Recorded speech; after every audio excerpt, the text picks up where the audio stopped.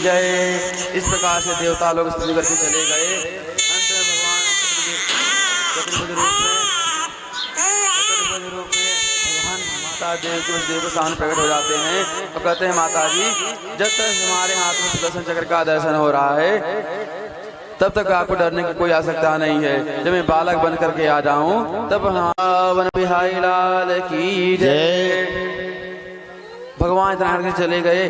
अब भगवान के प्राकट्य का शुभ समय आ गया।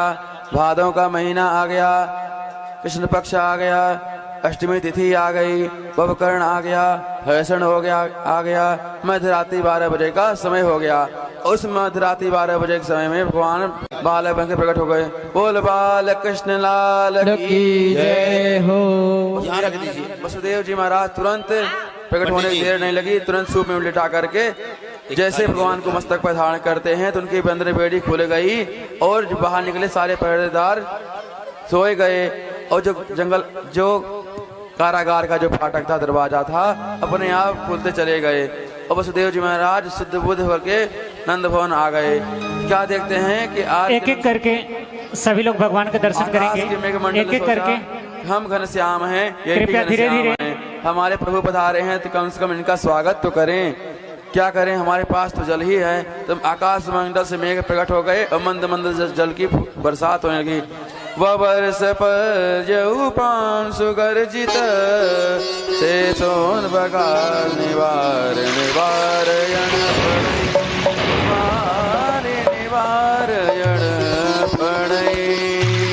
यहीं लेके खड़ी रहो बस। भगवान शेष छत्र बन करके वसुदेव जी के पीछे चल पड़े। पर आज कौन कब आया किसी को होश ही नहीं। नंद भवन में गए और लाला को सुला करके लाली को उठा लिए और जो वापस मथुरा में आए तो कन्या गला फाड़ कर रोने लगी। सारे पहरेदार जग गए। जाकर कंस को खबर की, बोले महाराज अब की बार लाला की जगह लाली हुई है। कंस घबरा गया, दौड़ा दौड़ा रात्रि में ही वापस आया और देव की गोद में लाला की जगह लाली को पाया तो बड़ा घबराया। फिर उसने सोचा कि मैं छोड़ने वाला तो कोई नहीं हूँ, मैं इसका वध कर दूंगा।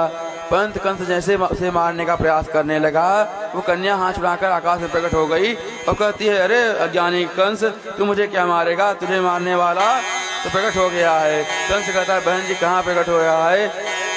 वो कन्या बोली, मैं पूरी जन्म पत्री बताने वाली नहीं हूँ, तेरा शत्रु तेरे आसपास ही प्रकट हुआ है, तो अपने आप ढूंढ निकाल दे। अब कंस बोलता है कि लगता है कोई झूठा है।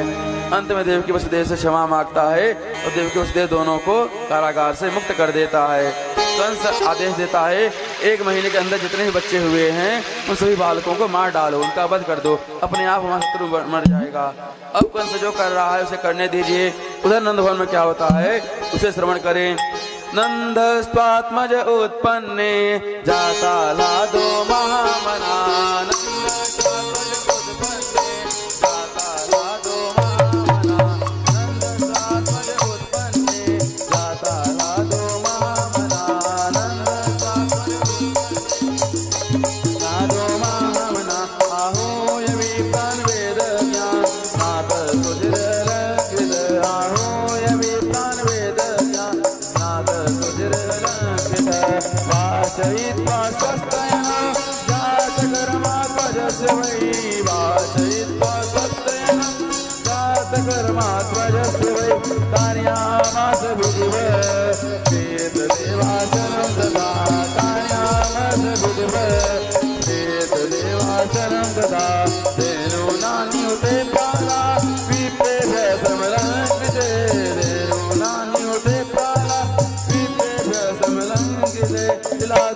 सप्तरत्नों सात गो बांबरा पिता तेरा दे।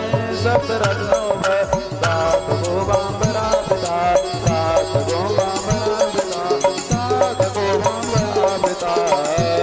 बोल नंद के लाला की जय। अब नंद बाबा की जन्म कथा ब्रजभाषा में सुनाते हैं। नंद बाबा 90 वर्ष को डोकरा हो गए, फिर छोरे छापड़े नेको ना भयो। एक दिन संत महात्मा की मंडली आई। नंद बाबा ने उनको सुंदर खीर मालपुआ की रबड़ी उठाई और पेट पर हाथ घुमा करके महंत जी। उसी समय नंद बाबा ने दंडवत किया तो महंत जी के मुख से अचानक सो, नंद बाबा पुत्रवान भव। नंद बाबा बोले महाराज क्या आशीर्वाद दे रहे हो, अभी तक कुछ भयो ना, आगे पतो ना है। बोले का मतलब तेरे घर में कोई छोरा ना है का? बोले महाराज अभी तक तो ना भयो। बोले ठीक है, जब तक हमारो आशीर्वाद सफल न हो जाए तब तक हम तुम्हारो घर छोड़ने वारे ना आए हैं। बोले का करोगे महाराज? बोले गोपाल संतान का मंत्र करेंगे, फिर देखता हूँ कैसे बच्चा न हो। तो महात्मा के संकल्प से आज नंद बाबा को परम लाभ प्राप्त हो और नंद बाबा तुरंत अपनी बहन सुनंदा को बुलाने चली गई। अरे बहन सुनंदा जल्दी चल तू बुआ बर में बारी है। तो सुनंदा प्रसन्न हो गई क्योंकि नौलखा हार जो निछाड़ मिलने वाला है 1 महीना पहले से आकर के स्वागत करने लगी। आज वसुदेव अभी ले लूंगा।